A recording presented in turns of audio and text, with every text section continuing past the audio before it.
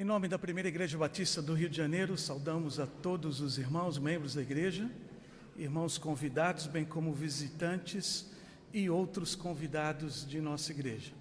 Mesma palavra aos nossos internautas, sejam muito bem-vindos ao ministério da nossa igreja. Esse ato de culto queremos dedicar ao Senhor, juntamente com você, aí onde você encontra, e também os nossos radioouvintes. Entendido assim, queremos convidar a você para ficar em pé e nós vamos adorar ao Senhor através da comunhão.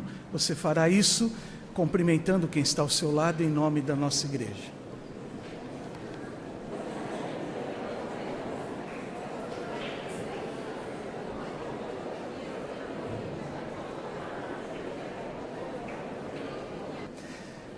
Vocês podem se assentar. Esse tempo que vamos vivenciar agora, chamamos de prelúdio.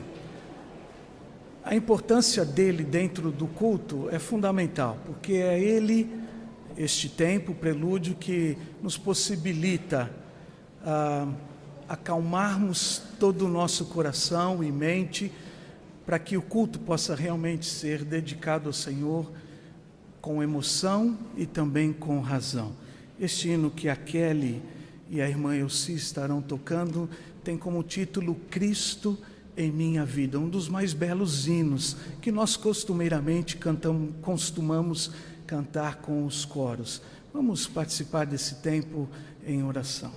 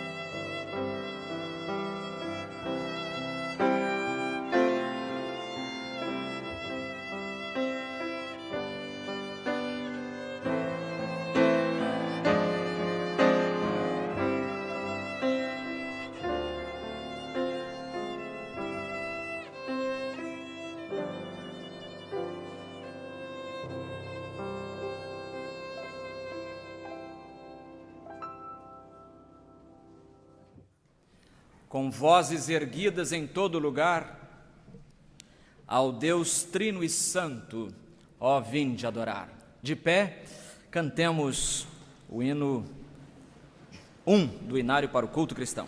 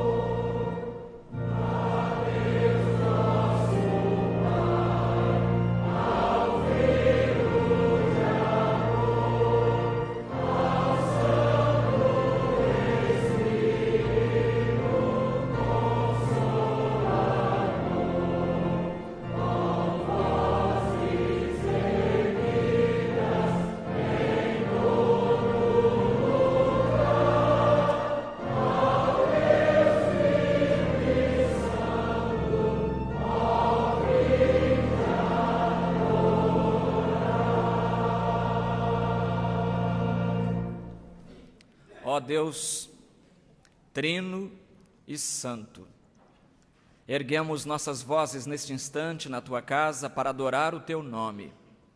Recebe, pois, essa adoração, porque Te é prestada do fundo dos nossos corações e na certeza e na esperança, na expectativa de que seja prestado de acordo com os padrões que esperas dos Teus filhos. Obrigado, Senhor Deus, pela semana que tivemos, obrigado pela proteção com que nos cercaste e obrigado pelos suprimentos com que nos alimentaste. E agora pedimos que este culto possa inteiramente Te agradar e expressar em todo ele, todas as partes, expressar a nossa humilde gratidão pelo muito que Tens feito e pelo tanto que Tens sido. Fala-nos, abençoa-nos, aperfeiçoa-nos. Nós oramos em nome de Jesus. Amém. Assentados, cantemos Onipotente Rei, aqui presente sê com Teu poder. Hino 6 do Inário para o Culto Cristão.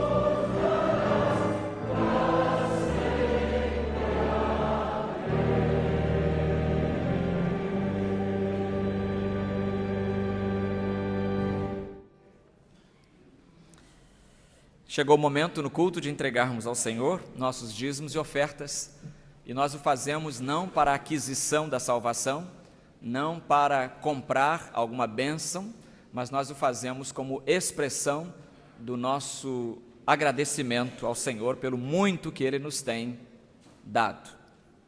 Então faremos nesta hora isso ao cântico de Ao único que é digno de receber a honra e a glória, a força e o poder, ou seja, ao Rei imortal, eterno, invisível, mas real. É a Ele que oferecemos o nosso louvor.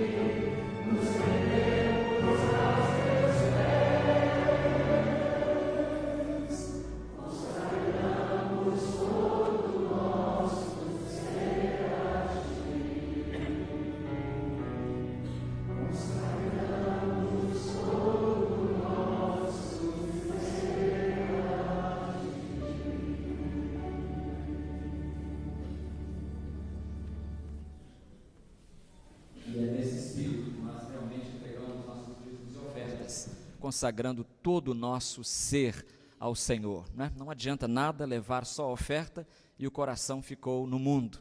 É preciso levar tudo aos pés do Senhor Jesus. E se nesta manhã você ainda não tem certeza de sua salvação, se você ainda não entregou tudo ao Senhor Jesus, você tem neste culto a oportunidade para fazer isso. Vamos orar a Deus agradecendo os dízimos, as ofertas e pedindo a bênção do Senhor também sobre alguns irmãos que estão enfermos. Quero convidar o irmão Josias Dutra Moura para nos elevar os pensamentos ao Senhor, orando, agradecendo pelos dízimos, as ofertas e também, microfone aqui, ó, tem aqui, e também pedindo a bênção do Senhor sobre a irmã Diaconisa Assir Botelho Cardoso. Ela continua internada no hospital Quinta Dor, quarto 604, e também no mesmo andar, no quarto 626, está o irmão Nicolás Paul Hansen. Então vamos orar por esses irmãos. O irmão Nicolás está bem melhor, graças a Deus. Ele saiu do CTI, foi para o semi-intensivo, então já é uma vitória, e está lá lutando, mas lúcido o tempo todo. Então vamos continuar orando por esses irmãos. Assir, pastor Adalto Henriques, Antônia Guimarães, Betty Lacerda, Ceci Carvalho, Débora Fernandes, Elza Helenas, Genícia Peixoto. Irmã Genícia, esta semana completou 89 anos de idade. Não tem podido vir ao culto, por isso o nome dela está aqui na lista, mas ela continua lúcida e orando por nós, certamente. Gerimar Alencar, Hilda dos Santos, Ivani Galvão, Joaquina Anjos, José Peixoto. Tem aqui o nome da irmã Licínia Moreira, que vai constar aqui hoje pela última vez. No próximo domingo ela já pediu para retirar, porque não precisa mais. Que maravilha, o Senhor tem nos abençoado tanto assim. Vamos orar então, irmão Josias Dutra Moura. Senhor Deus, nosso Pai, em Tua presença estamos para agradecer tudo que tem feito por nós. Agradecemos a salvação que nos concedeste. Agradecemos esse belo dia que hoje nos proporciona. Pelo aniversário da cidade do Rio de Janeiro também. Senhor, seja com esses dízimos e ofertas que foram depositados no seu altar.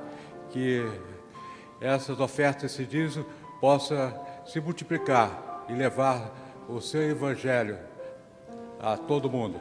Ser como os enfermos e os que já foram sarados, curados, continue abençoando, ser com todos nós.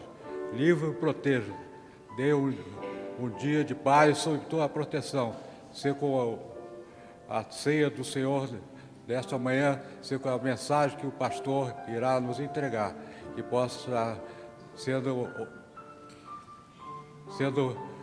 proferida por ti. Livre e proteja.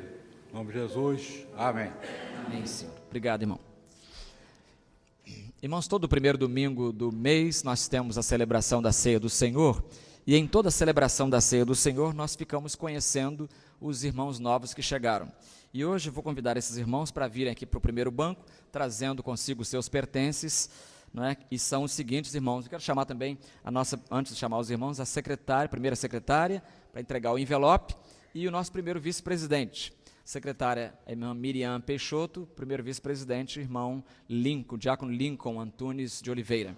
Esses irmãos vão estar aqui na frente, abraçando, recebendo os nossos novos irmãos. E são eles: Ruth Sheila Rocha Mendes Guimarães Teixeira.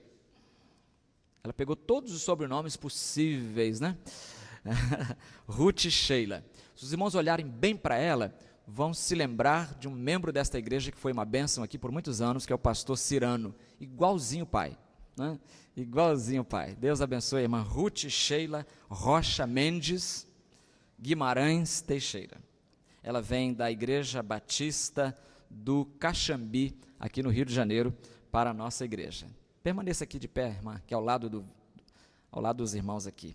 Também irmã Vanessa Hilário Pereira. Irmã Vanessa, cadê você, Vanessa? Acho que a Vanessa não veio, Muito bem. Então, bem-vinda, irmã Ruth Sheila. E nós vamos dizer com ela, o texto do Salmo 133, versículo 1, todos juntos? Ó, quão bom e quão suave é que os irmãos vivam em união. A gente conhece esse texto de cor e sabe que a união é muito bem-vinda, é muito necessária, mas é muito exigente. A gente tem que trabalhar para ter união. A união não acontece por acaso, em lugar nenhum, nem na família, nem no emprego, nem na igreja, lugar nenhum. Ela tem que ser, é plantinha que tem que ser regada todo dia. Deus abençoe, irmão, pode sentar aqui, também os irmãos voltarem aos seus lugares. Nesta hora, chamamos os diáconos e os auxiliares para que venham aqui à frente para procederem à distribuição dos elementos da ceia, que são o pão e o vinho.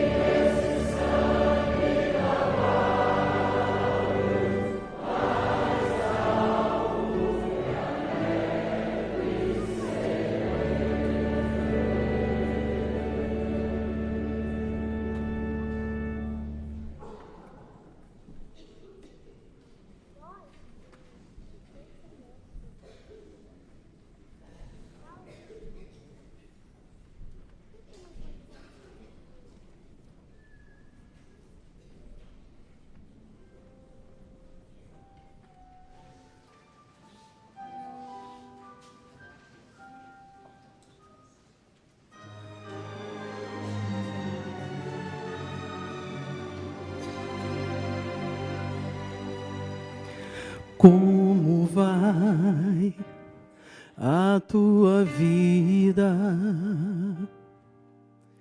É bom desabafar tudo que sentes. Não podes desanimar, precisas suportar até o fim. Imagine lá no Calvário, Jesus Cristo foi por ti crucificado. Os cravos em suas mãos, com amor no coração, tudo isso por você. É difícil carregar a cruz que ele levou, carregou sem reclamar.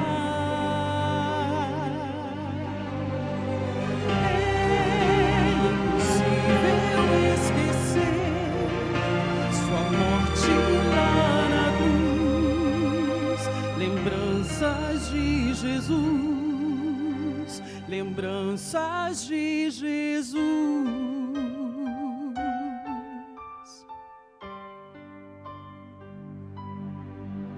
Imagine lá no Calvário, Jesus Cristo estando morto, ensanguentado. Cravos em suas mãos, com amor no coração, tudo isso por você.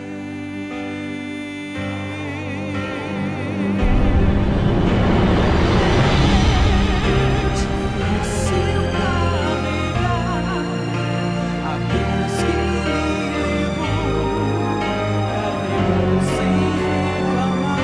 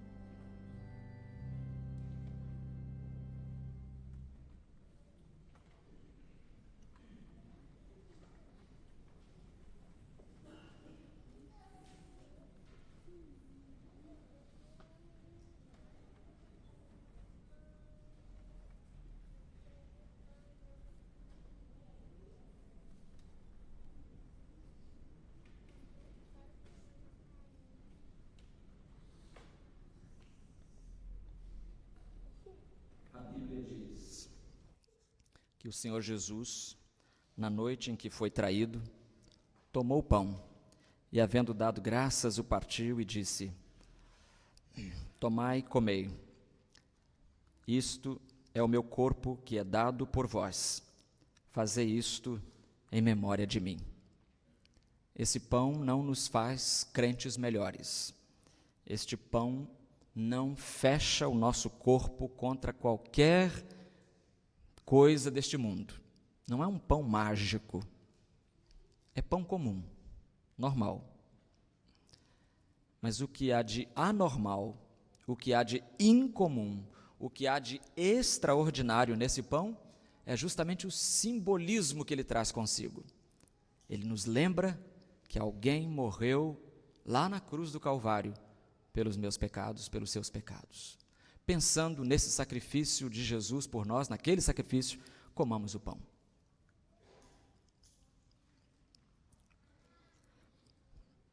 Do mesmo modo, depois de comer, tomou o cálice, dizendo: este cálice é a nova aliança no meu sangue. Fazei isto todas as vezes que o beberdes, em memória de mim. Porque todas as vezes que comerdes deste pão e beberdes do cálice, proclamais a morte do Senhor até que ele venha. Por essa razão, instrui Paulo, quem comer do pão ou beber do cálice do Senhor de maneira indigna, será culpado de pecar contra o corpo e o sangue do Senhor. Examine, pois, o homem a si mesmo, e dessa forma coma do pão e beba do cálice. Pois quem come e bebe sem ter consciência do corpo do Senhor, come e bebe para a sua própria condenação. Ao mesmo tempo em que é um símbolo apenas, é um símbolo sério, e que não se deve, do qual não se deve participar levianamente. Então, examinando a nossa consciência, examinando o nosso coração, checando a nossa vida espiritual, bebamos do cálice.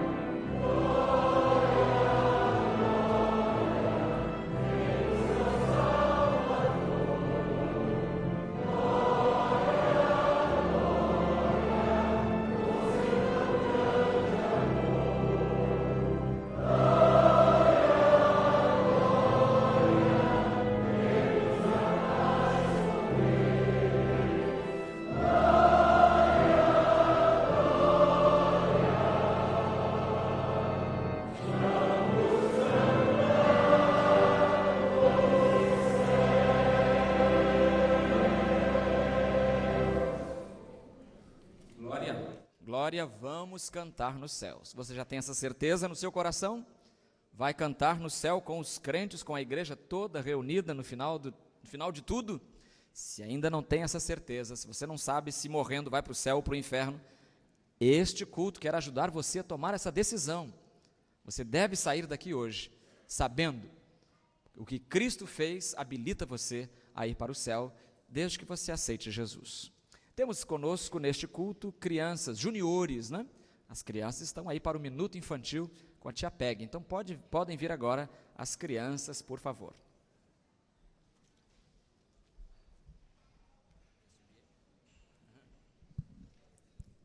As crianças podem ficar aqui perto de mim. Eu vou ficar em cima porque eu preciso minhas mãos livres.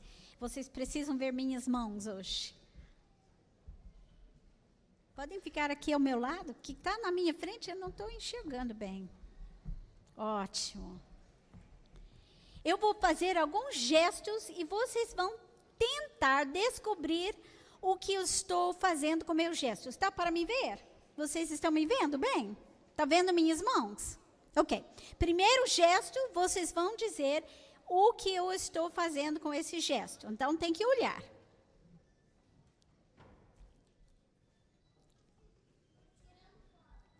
Exatamente, eu estava tirando um selfie.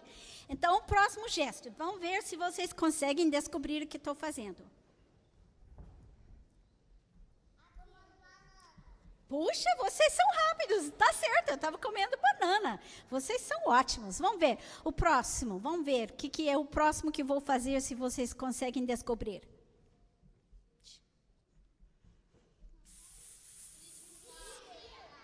Certo, eu estava dirigindo um carro. Vocês são muito bons. Vamos ver o próximo. Esse vai ser mais difícil. Eu não consigo enganar vocês.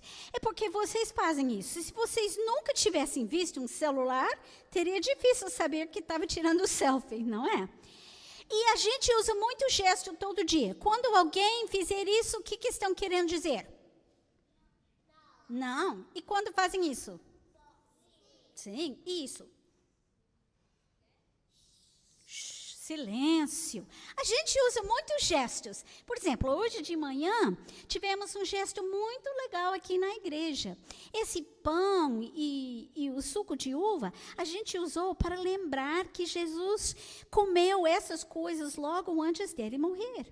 E no sermão que vocês vão ouvir com o pastor André ou aqui com o pastor João, ele vai mostrar ou falar sobre alguma coisa que Jesus fez, um gesto, um ato que ele fez. Só que os alunos de Jesus não entenderam. Quando eu escovei meus dentes, vocês entenderam. Quando eu tirei selfie, vocês entenderam. Mas essa coisa que Jesus fez, os alunos dele não entenderam nada. E Jesus teve que explicar. E isso que os pastores vão fazer com vocês hoje de manhã. Vão falar sobre o que Jesus fez, por que ele fez, o que é o sentido? Então, os menores vão com o pastor André, com tia Kelly. Esse é o último domingo por alguns meses, não é, tia Kelly? Que ela vai viajar e os juniores vão ficar aqui no santuário para descobrir que gesto Jesus fez e qual o sentido. Então, vamos lá? Vamos aos nossos lugares.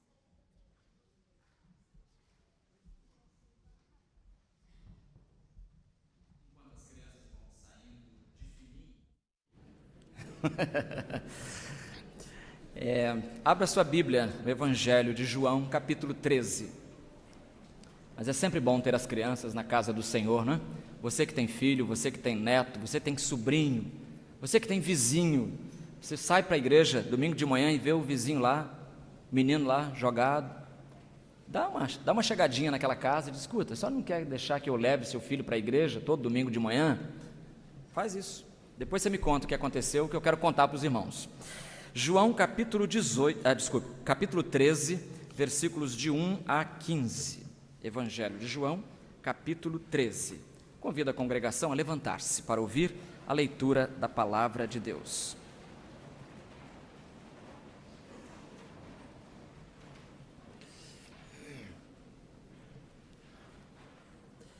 Antes da festa da Páscoa, sabendo Jesus que havia chegado a sua hora de passar deste mundo para o Pai, e tendo amado os seus que estavam no mundo, amou-os até o fim. Enquanto jantavam, o diabo já havia posto no coração de Judas, filho de Simão Iscariotes, que traísse Jesus.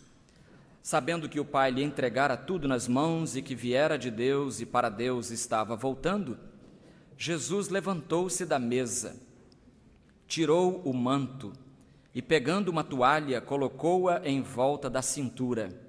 Em seguida, colocou água em uma bacia e começou a lavar os pés dos discípulos e a enxugá-los com a toalha que trazia em volta da cintura.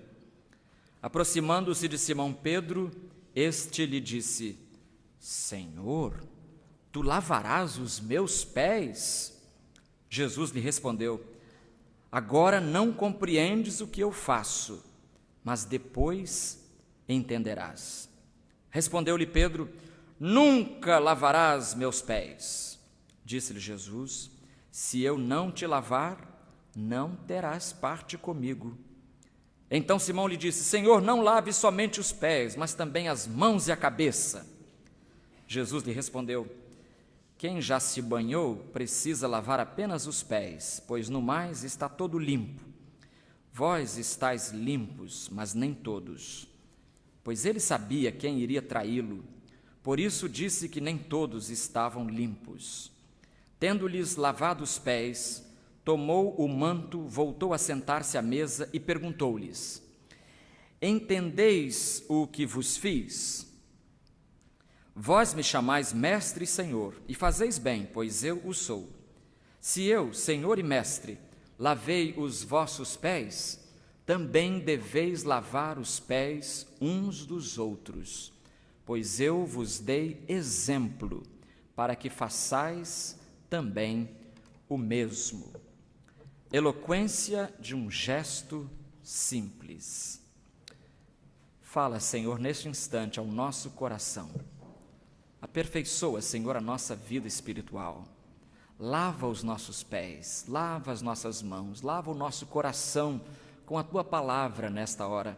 É a nossa oração em nome de Jesus. Amém. Queira sentar-se.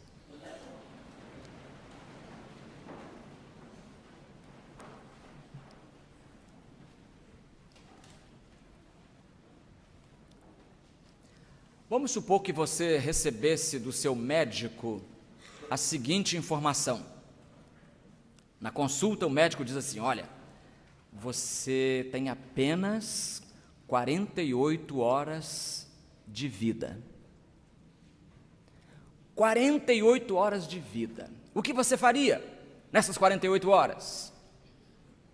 Já estou vendo fumacinha saindo da sua cabeça, pensando o que você faria nas 48 últimas horas da sua vida. Eu fui à internet descobrir se alguém tinha resposta para essa pergunta do médico, para essa proposta. O que você faria se fossem apenas 48 horas restantes na sua vida? E as respostas que eu li na internet são as mais interessantes. Uma pessoa diz assim: bom, eu iria ficar numa depressão danada, não iria conseguir fazer mais nada, eu acho que eu ia ficar só chorando. Outro diz assim: eu ficaria muito feliz. Quer morrer isso aqui, né? Outro diria: eu não iria mais trabalhar. Outro, mais maluco, disse assim: eu iria andar nu pela rua. Com que propósito, né? Outro disse: eu me matava. Já vai morrer mesmo. Outro respondeu assim: eu iria mostrar à minha família tudo que está errado, que todos veem, mas finge não ver, sem medo de dizer e mostrar que ainda há tempo de mudar. Isso aqui está revoltado. Outro responde assim, acho que é uma senhora: comeria muito doce, afinal ia morrer mesmo. Um maluquinho aqui responde assim: eu abraçaria um corvo. Não sei por que propósito, abraçaria um corvo. Sei lá, eu sairia destruindo tudo, minha casa, minha cidade, etc. Sai da frente. Outro responde assim: eu não faria nada, diria apenas: vou morrer amanhã. por que tem que ser eu? Por que não morre o infeliz que fez essa pergunta? Gestos há, queridos irmãos, que valem toneladas de discursos.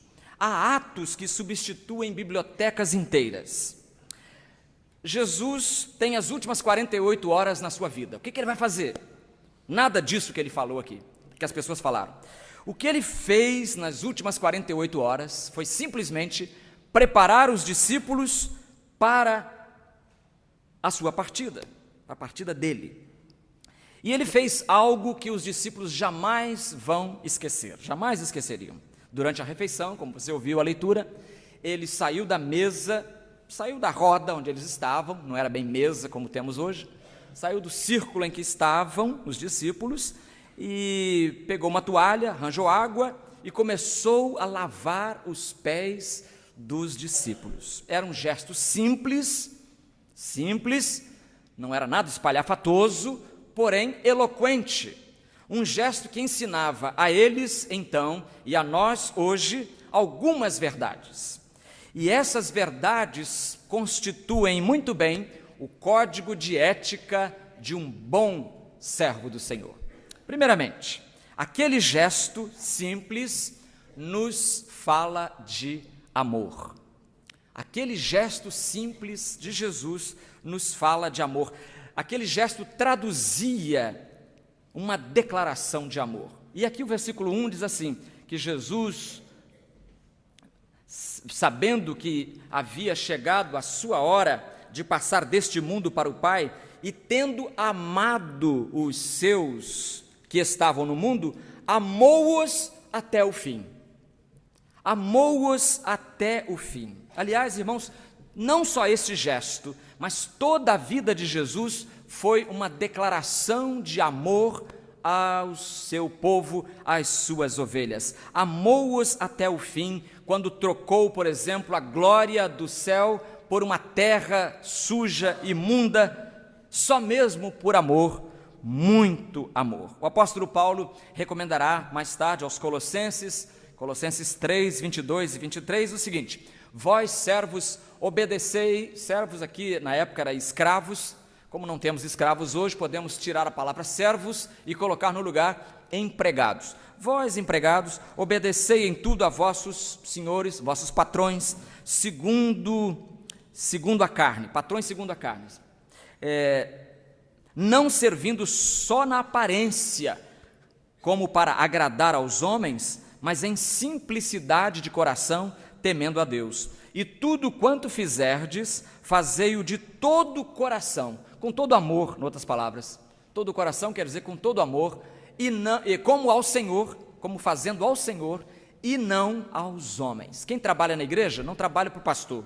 Quem trabalha na igreja trabalha para Deus. Quem trabalha na sua escola, você não está trabalhando para o seu diretor, não está trabalhando para o Ministério da Educação, você está trabalhando para Deus, se você é crente. No seu escritório, na sua loja, na sua oficina, tudo que você estiver fazendo, diz o apóstolo, deve ser feito como feito ao Senhor. E aí faremos com todo amor, porque nós o amamos. Jesus fez aquilo porque ele amava os discípulos, e os discípulos deveriam fazer, diz ele, a mesma coisa, deveriam reproduzir esse comportamento de Jesus. Muita gente ouviu falar numa senhora cristã, que mesmo não sendo da nossa confissão, ela ficou muito famosa por fazer o bem às pessoas. Chamava-se Madre Teresa de Calcutá. E uma certa vez, você sabe, ela cuidava de leprosos, ela fazia cada coisa que a gente não tem coragem de fazer às vezes, mas ela achava que devia fazer aquilo. Um dia ela foi visitada por um turista, e o turista então ficou tirando foto daqui, foto dali, e ela mexendo lá na lepra das pessoas. E quando o turista viu essa mulher debruçada sobre a miséria humana, ele se arrepiou todo e com cara de nojo, ele disse o seguinte: eu não faria isso, minha senhora, nem por $1 milhão. Sabe o que ela respondeu? Nem eu. Nem eu. Por $1 milhão não faria isso. Jesus não nos amou por dinheiro na nossa parte, por interesse em nossos bens ou em nossos males, nada disso. Ninguém obrigou Jesus a fazer aquilo. Ele fez o que fez porque fez por amor. Foi por nos amar que ele foi até a cruz. Foi por nos amar que ele deu a sua vida, deu o seu sangue. Foi por nos amar que ele lavou os pés dos discípulos. E isso é coisa típica do amor. Fazer o bem para o objeto amado, mesmo que o amado não mereça. Mesmo que o amado não mereça. Você viu aqui nesse relato que aparece aqui já no versículo 2, enquanto ceavam, enquanto jantavam, o diabo já havia posto no coração de Judas, filho de Simão Iscariotes, que traísse Jesus. Então Judas estava naquele momento presente. Judas participou, digamos assim, da ceia do Senhor, e é mais uma prova de que a ceia não fecha o corpo de ninguém, não melhora a vida espiritual de ninguém. Não há nenhuma mágica na ceia que consiga fazer isso. É o seu coração diante de Deus. E Judas estava ali, e a Bíblia diz que Jesus não colocou panos quentes sobre as ambições pessoais de Judas. Não. Jesus não faria composição com Judas. Não sei se você lembra que em 2009, nosso então presidente da República disse que, em nome da governabilidade, abre aspas, faria composição até com Judas. Lula falou isso. Faria composição até com Judas, em nome da governabilidade. Não. Mesmo Jesus não compactuando com Judas, mesmo não fazendo um pacto com Judas, Jesus amou-os, os discípulos, até o fim. E desses discípulos faz parte um homem chamado Judas Iscariotes. Então Jesus está demonstrando amor, mesmo para quem não merece. Mesmo para Judas, que está só articulando e pensando, como é que eu vou entregar? Como é que eu vou fazer? Quanto que eu vou ganhar? Quanto que eu vou levar? Quanto que os sacerdotes vão me pagar por entregar esse nosso mestre? Agora, Jesus está demonstrando, então, amor ao inimigo. Então, o gesto de Jesus foi um gesto de amor. Em segundo lugar, aquele gesto simples nos fala também de humildade. Humildade. Versículo 2 diz, sabendo Jesus que o Pai lhe entregara tudo nas mãos. O Pai lhe entregara tudo nas mãos.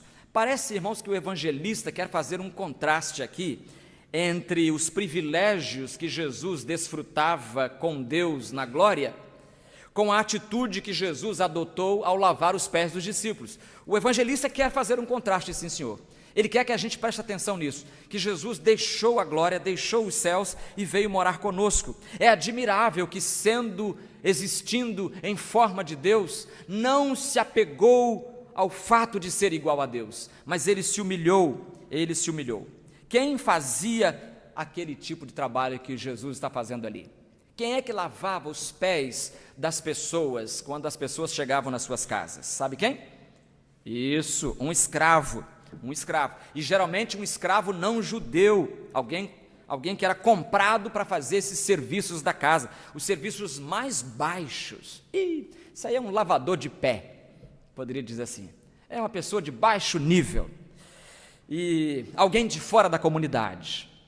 Jesus veio de fora. Jesus desceu do céu, veio de cima, veio de fora, para criar um povo novo,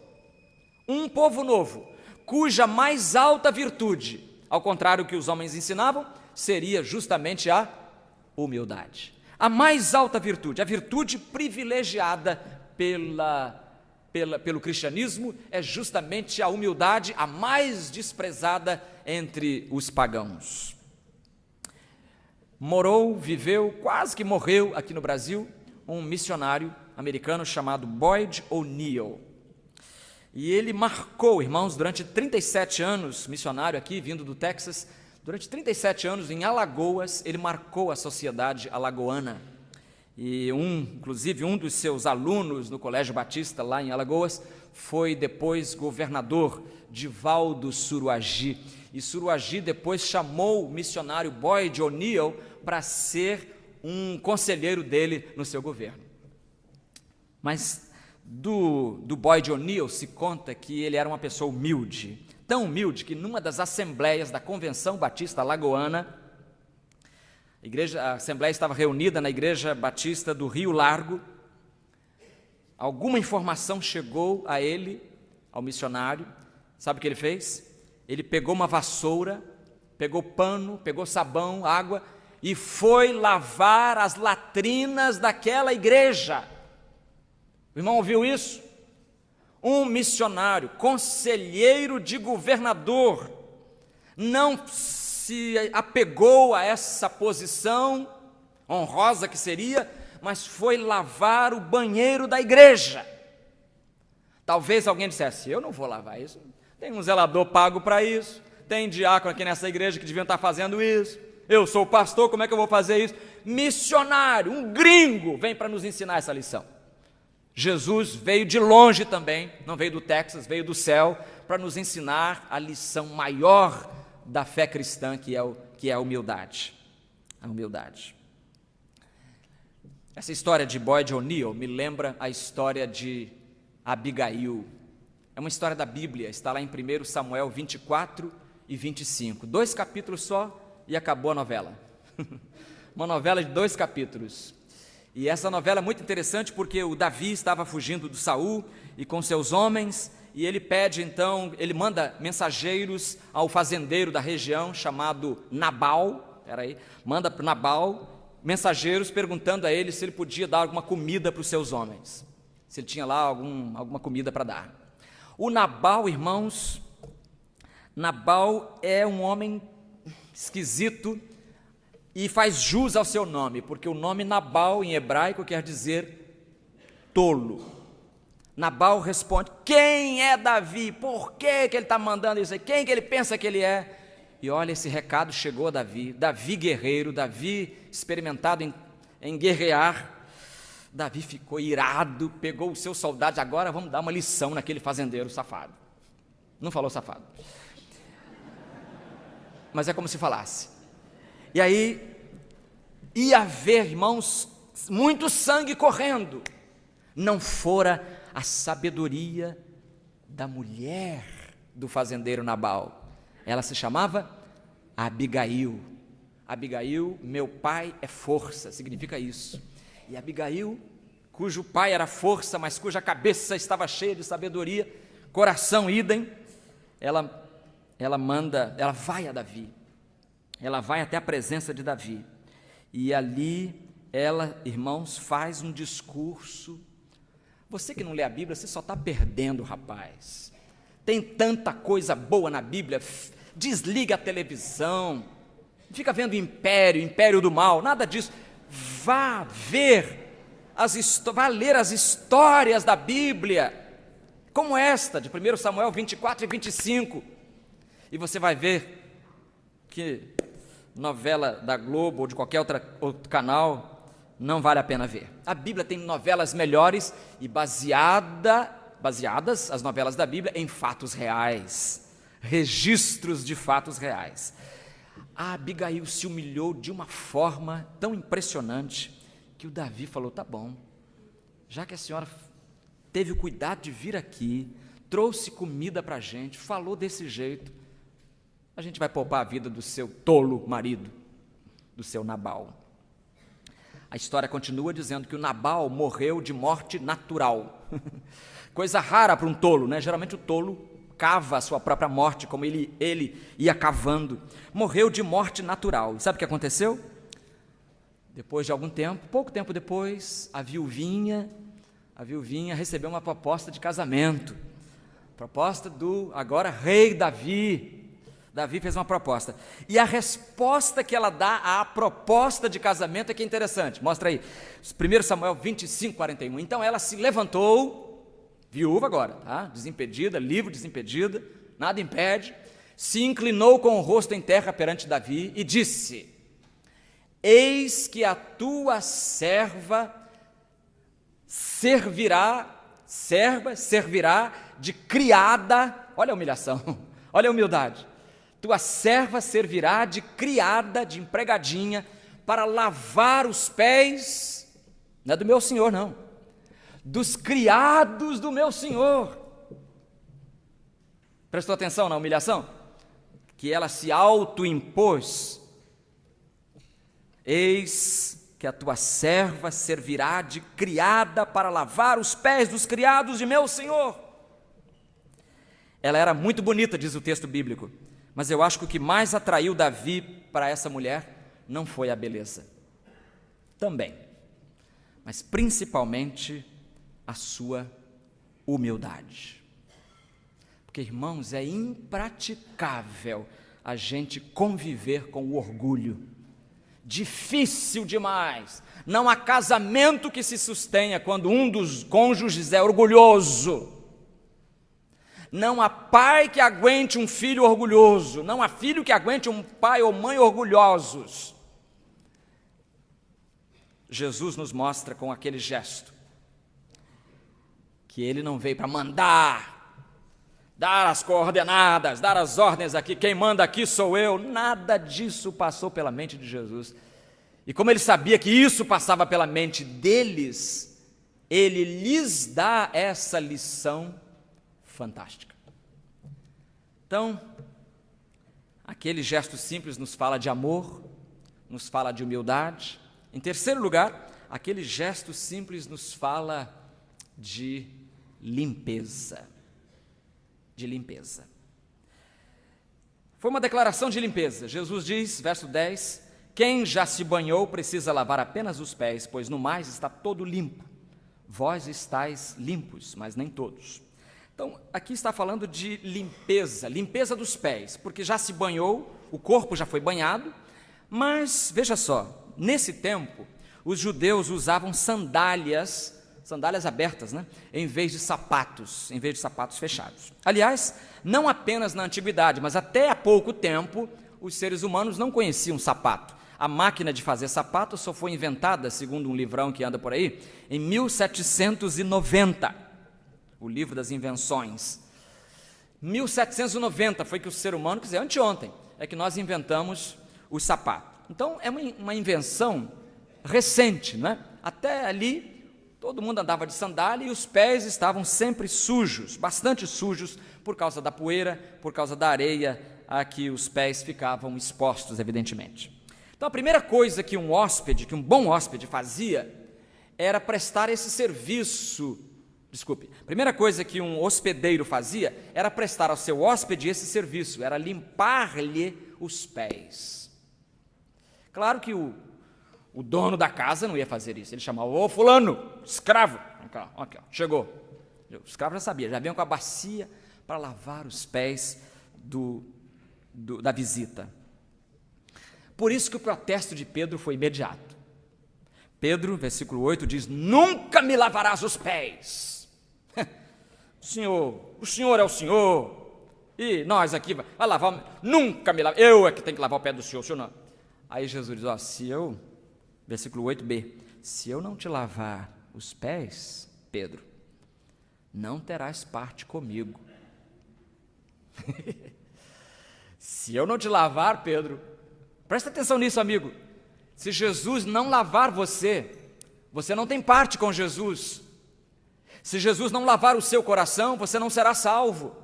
Se Jesus não lavar a sua alma, por isso cantamos aqui no início da ceia, alvo mais que a neve, pois nesse sangue, sim, nesse sangue lavado, mais branquinho do que a neve eu vou ficar, mais alvo que a neve serei.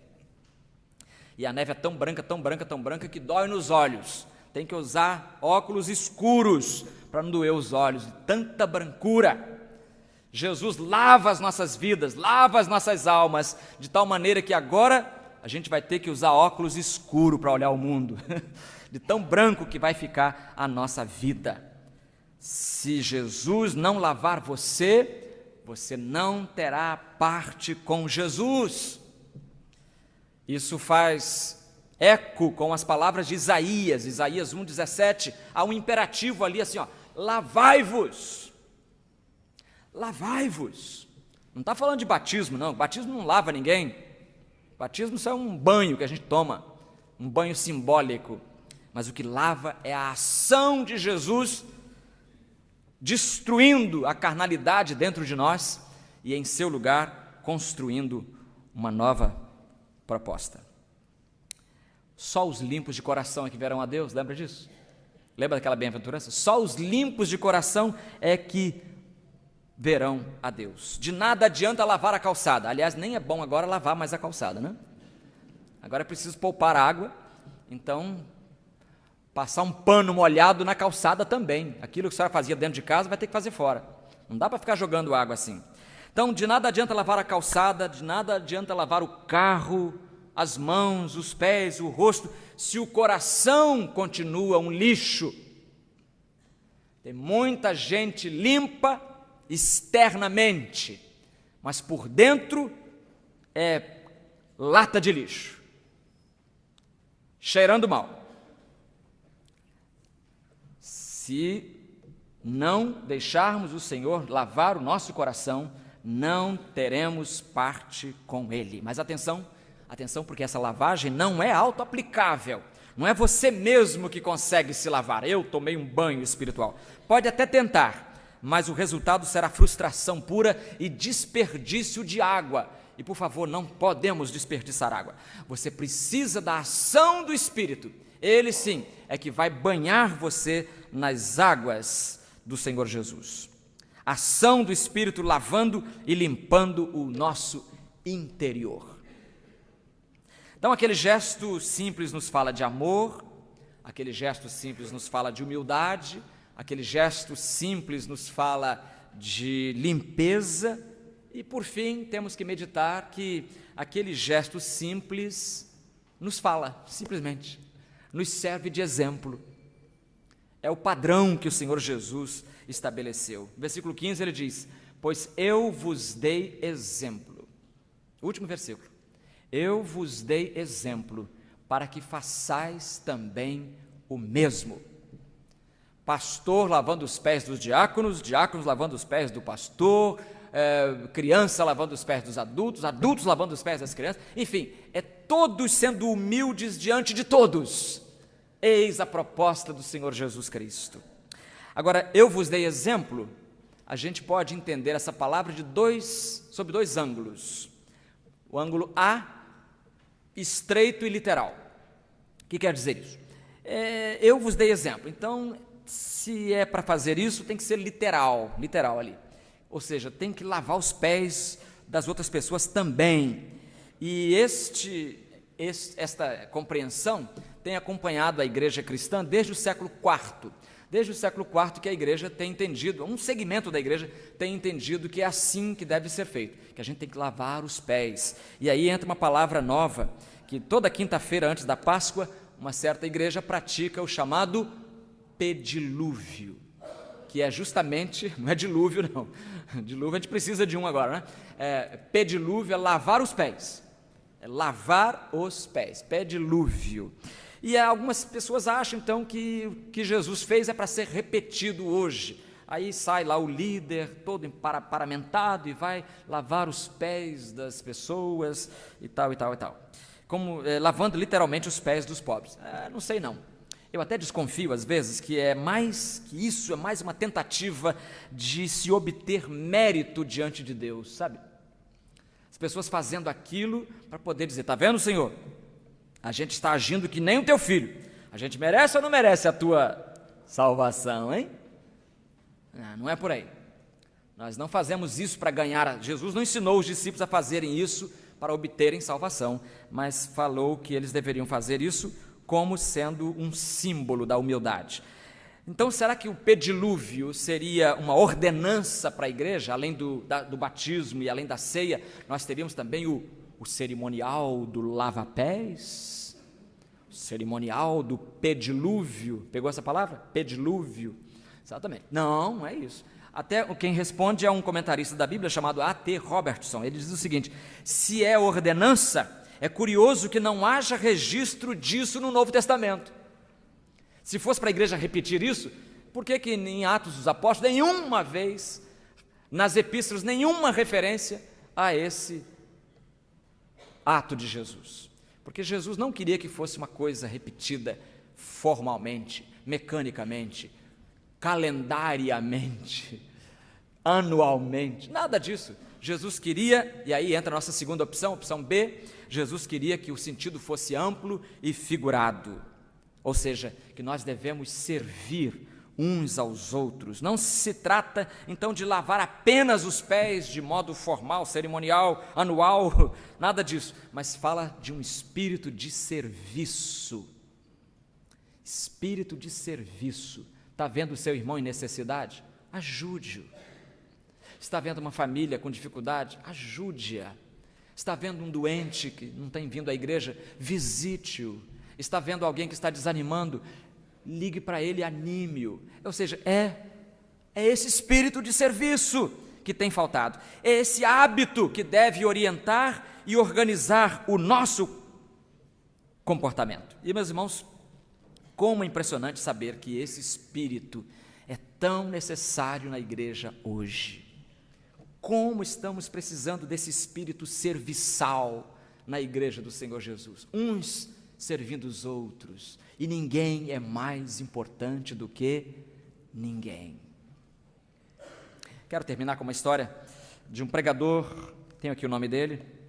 Ele foi à China fazer uma série de preleções para pastores. E naquela conferência ele ficou curioso e quis saber uma coisa. A pergunta que ele fez para os pastores foi o seguinte: o que foi que mais atraiu você para a fé cristã? Porque na China, né, no meio de shintoísmo, budismo, iísmo e superstições mil, que acho que eu não conheço um povo mais supersticioso no mundo do que os chineses, sinceramente. Pouca convivência com poucos chineses me mostrou um monte de superstição, impressionante. O que foi que atraiu vocês, chineses, para o Evangelho? Teriam sido, perguntava o pregador aos pastores, teriam sido os milagres de Jesus? Os milagres? E eles responderam, não. Eles argumentavam que na religião antiga, do paganismo deles, havia milagres também. Então, milagre por milagre eles também tinham. Então o que foi? Continua o pregador, teriam sido os ensinos de Jesus, belíssimos, revolucionários. E eles respondem, não, também não, porque os nossos mestres da nossa religião anterior, também tinham bons ensinos. Realmente, né? Quando você vê Confúcio dizendo que a gente deve ser como o sândalo que perfuma, o machado que o fere, então é bonito, é um ensino bonito. Então, o ensino bonito tem em todas as religiões. Então, não foi isso, não. Então, o que terá sido o que atraiu vocês para o cristianismo? Perguntou o pastor ocidental aos chineses, aos pastores chineses. De repente, um ancião levantou e disse, a mim, o que mais me impressionou no cristianismo foi Jesus lavando os pés aos discípulos. Isso que me desarmou, isso que aniquilou a minha incredulidade, foi ver Jesus lavando os pés dos discípulos. Meus irmãos, o apóstolo Paulo escreveu estas palavras com as quais encerramos essa meditação. Tende em vós o mesmo sentimento que houve também em Cristo Jesus. Tende em vós o mesmo sentimento que houve em Cristo Jesus. Será que é preciso dizer mais? Vamos orar. Eterno Senhor, recebe a nossa humilde gratidão pelo muito que és e fazes por nós. Damos-te graças pelo teu amor, porque tu nos amaste até o fim. Um amor que não nos deixou no meio da estrada, no meio do caminho abandonados, mas que foi fiel até o fim. Senhor, dá-nos um amor assim, uns pelos outros. Dá-nos humildade uns para com os outros. Limpa, Senhor, os nossos corações, os nossos lábios, as nossas mentes, as nossas consciências, de tudo quanto divirja da tua vontade. Faze-nos puros, como puro és. É a nossa oração, em nome de Jesus, o nosso exemplo maior. Amém. Curve a sua cabeça agora e, enquanto você ouve a música sendo executada, diga: Jesus, vem completar no meu coração a obra que palavra humana alguma pode produzir.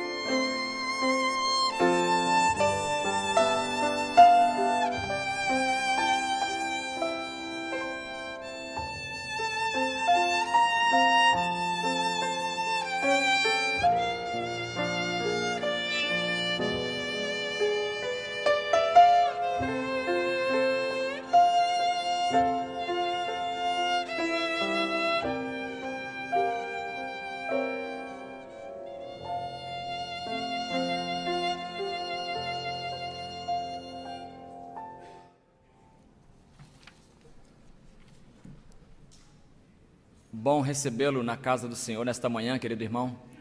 Nós pediríamos que você que nos visita nesta ocasião, por favor, se levante, porque nós queremos abraçá-lo nesta hora. Temos ali uma irmã, um senhor, obrigado, um casal, muito obrigado. Não sei se na galeria temos alguém também que nos visita. Temos um jovenzinho. Tá certo. Deus abençoe. Abençoe os nossos visitantes. Muito obrigado por estarem conosco nesta ocasião. Que o Senhor possa abençoar a sua vida, você que nos dá a honra da sua presença aqui hoje. E queremos convidá-lo a voltar se puder, 19 horas vamos ter, está vendo essas bandeiras aí em torno das galerias? Então essas bandeiras aí têm o propósito de nos lembrar de vários países, mas isso é à noite que vamos falar sobre isso, né? À noite teremos o culto lançando a campanha de missões mundiais. Então, detalhes à noite. Obrigado também aos internautas pela presença, entre aspas, aí do outro lado do computador. É muito bom saber que você está aí louvando a Deus junto conosco. Nós temos aqui, por exemplo, a manifestação do casal Rui e Marilda Mota.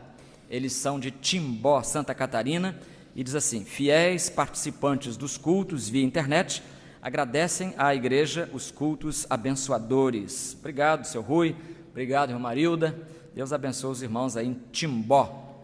De Montclair, Virgínia, Estados Unidos, a irmã Alzira Lampropoulos, é brasileira que casou com grego, por isso que é Lampropoulos.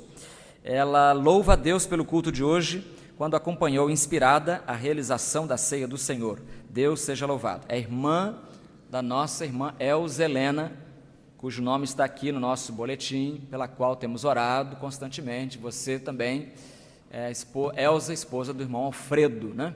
Elza continua internada também, no hospital ainda. São casos, né, como esse e também o da Ivani Galvão, né, que continua internada. São casos, só a graça de Deus. A gente está orando por eles para que o Senhor possa ser misericordioso para com eles, como é para conosco.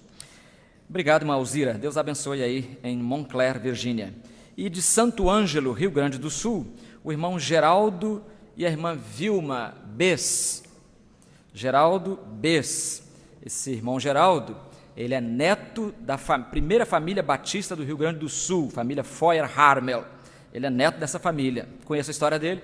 E eles estão dizendo aqui, compartilham com a igreja a alegria de completar 57 anos de casados e também de poder participar do culto. Contam com a oração da igreja por suas vidas. Obrigado, irmão Geraldo, irmã Vilma. Um prazer celebrar, então, os 57 anos de casados com os irmãos. Aqui também nós temos alguns irmãos celebrando coisas parecidas, que os irmãos vão ver daqui a pouquinho também. Irmã Rosana Pires. A irmã tem a palavra nesta hora, tá? E depois eu vou terminar chamando aqui as comissões, algumas comissões que vão trabalhar no ano de 2015.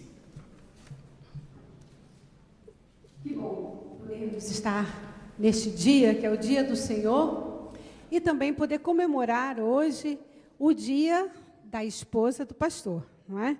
E nós sabemos que aqui nós temos várias esposas de pastor. E por isso, antes de chamá-las à frente, nós gostaríamos de ler para elas uma poesia que não tem, o autor é desconhecido, mas o título é Esposa de Pastor. O que a torna tão especial?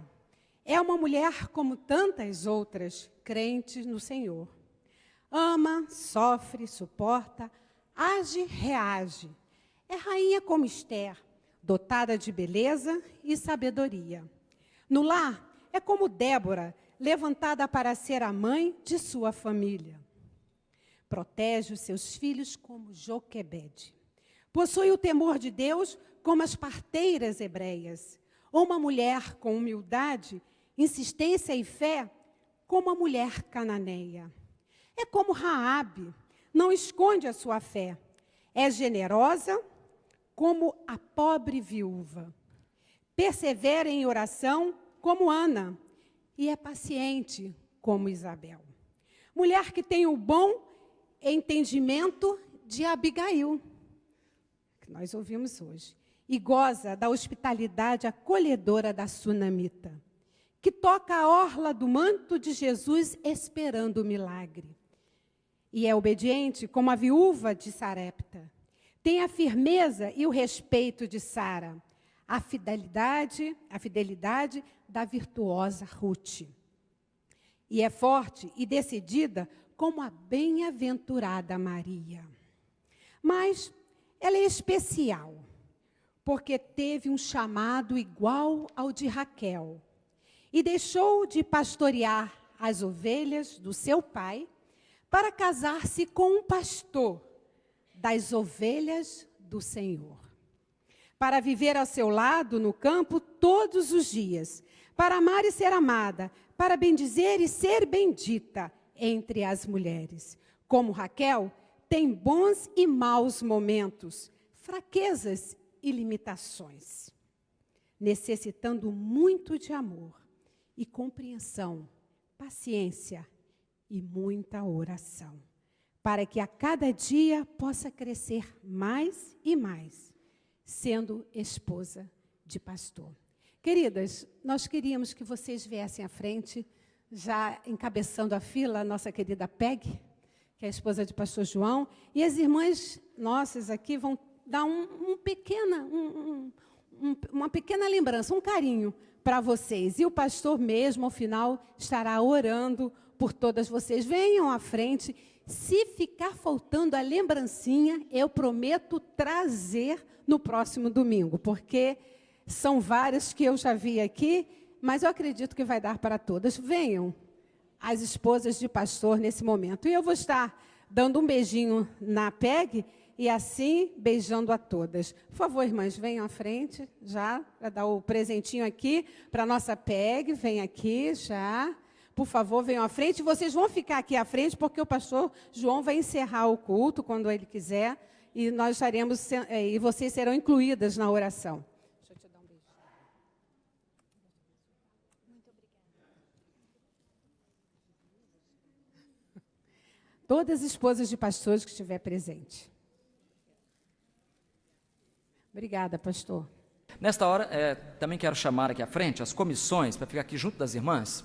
Se as irmãs puderem se juntar, hein, Rosana? Se as irmãs puderem se juntar aqui, né? A gente vai chamar algumas comissões, por exemplo, o Conselho Curador da Bolsa Matilde Naufel Richa. Os irmãos sabem que temos uma escola, e a escola existe na igreja uma bolsa de estudos mantida pelos irmãos, e a bolsa tem um conselho curador, e o presidente é a irmã Isabel Cristina Richa de Oliveira Monteiro. Presidente Isabel, secretário Mário Linhares, membros demais, Hugo Pedro Boff, Juliana Antunes, Maria das Graças Abreu dos Santos, Nilce Apolônia da Silva, Nilza Maria Raposo, Valdir Lopes Gonçalves. Conselho curador da bolsa, esse aí, viu? Qualquer informação sobre essa bolsa de estudo, fale com esses irmãos. Comissão Exame de Contas, irmãos, aquela comissão tão necessária, e por não terem algumas igrejas, às vezes acontece algum problema lá, nas finanças. Comissão de Exame de Contas, relatora, a irmã Rita Maria de Macedo Barreto. Vice-relator, a irmã Isabel Cristina Richa de Oliveira Monteiro. Demais membros, Lucas Nunes de Sena Dias, um jovem, Maria das Graças Abreu dos Santos, Ruth da Costa Mendes Oxó. Então essa é a Comissão de Exame de Contas. Faz um trabalho primoroso, mensalmente também, né?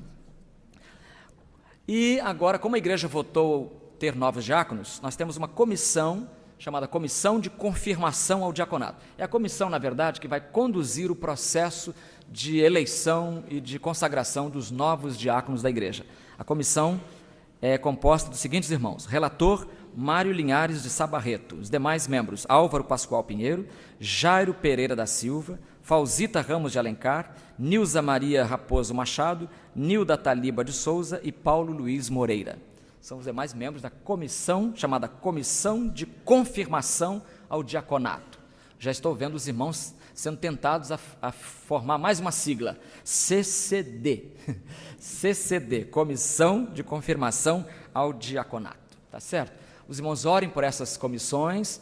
Na próxima Assembleia pretendemos fechar com comissão de seminaristas, comissão de ética, que estão faltando ainda essas duas comissões. Queremos também agradecer a Deus com o irmão Felipe Rangel. Felipe agradece a Deus a bênção de ter conseguido uma colocação no setor de digitação do Colégio Batista Shepherd. Funcionário do Colégio Batista. Deus abençoe o Felipe. Pode vir para cá? Alguma bênção para agradecer ao Senhor? Pode vir agora. Estou vendo ali a irmã Lia dos Santos, nossa querida irmã Lia, que passou, irmãos, olha, maus pedaços aí, vários meses. Ela vai me dizer quantos. Vem para cá, pode ser? Muitos meses sem vir à igreja. E estou vendo ela ali, estou muito alegre com o retorno da irmã Lia nesta hora. Mas alguns irmãos têm completado aniversário essa semana, né? Isso, então vem para cá, nós queremos louvar a Deus, agradecendo ao Senhor a bênção de você ter sido abençoado, essa bênção, a bênção de ter sido abençoado. Vou convidar aqui à frente o pastor Elias Veloso do Carmo, que nos dirige a Deus uma palavra final de oração, orando pelas esposas de pastor. Viu, Rosana? Vou transferir o pastor Elias, tá?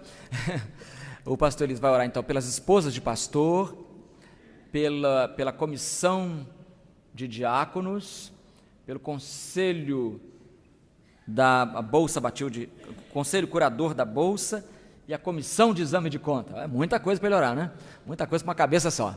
Vamos ficar de pé e certamente você também tem o seu motivo de oração. Curve a sua cabeça agora e vamos orar, encerrando este culto abençoado.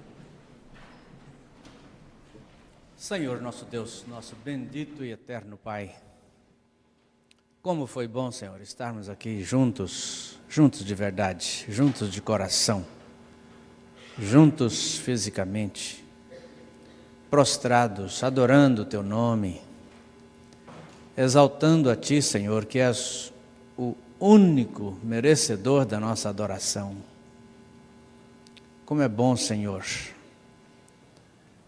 experimentar relacionamento íntimo, santo, perfeito, com esse Deus maravilhoso, bondoso, misericordioso que Tu és. Neste clima tão feliz, neste clima tão abençoador de adoração, de comunhão cristã, é tão bom, Senhor, ver aqui à frente as Tuas servas, esposas de pastores, que fielmente têm cumprido o seu ministério, sobretudo de ser bênção para os seus maridos no exercício da função para a qual o Senhor os chamou. Obrigado pela vida delas, pelo sacrifício delas. Obrigado pelo que elas representam no Teu reino, Senhor. Obrigado pelo carinho que elas recebem do Teu povo, da Tua igreja. Como vimos agora de manhã, expresso na poesia e nestas flores. Que a Tua igreja sempre saiba reconhecer o valor delas. Também, Senhor, obrigado por ver o dinamismo da Tua igreja representado nas comissões que foram aqui descritas. Nós Te rogamos juntos, ó Deus, que o Senhor esteja capacitando ricamente cada membro destas comissões, para que o seu trabalho em 2015 seja de fato frutífero, seja o melhor possível, como ouvimos na mensagem, que os Teus servos possam fazer o que têm que fazer como se faz para o Senhor nosso Deus. Então farão com amor, com qualidade. Mas também juntos, ó Deus, nós queremos Te agradecer essa mensagem tão preciosa que o Teu servo, nosso pastor, trouxe aos nossos corações. Obrigado pela instrumentalidade dele, obrigado pela vida dele. E, ó Deus, juntos aproveitamos para rogar as Tuas mais escolhidas bênçãos por ele, no seu ministério, de modo muito especial o ministério da pregação, de cujos lábios, ó Deus, nós temos recebido riquezas espirituais. Que nunca faltem mensagens desse nível para o Teu servo pregar com ousadia, onde prega a Tua palavra toda, a Tua palavra pura, prega bênção pura para as nossas vidas. Senhor, ao final deste culto, despede-nos, protegidos, de volta aos nossos lares. Dá-nos uma tarde feliz e traze-nos de volta para o culto da noite. Que o amor de Deus, nosso Pai, a graça do Senhor Jesus e o poder do Espírito Santo permaneçam conosco e com todo o Teu povo para todo sempre. Amém. Amém. Tenham todos uma tarde alegre.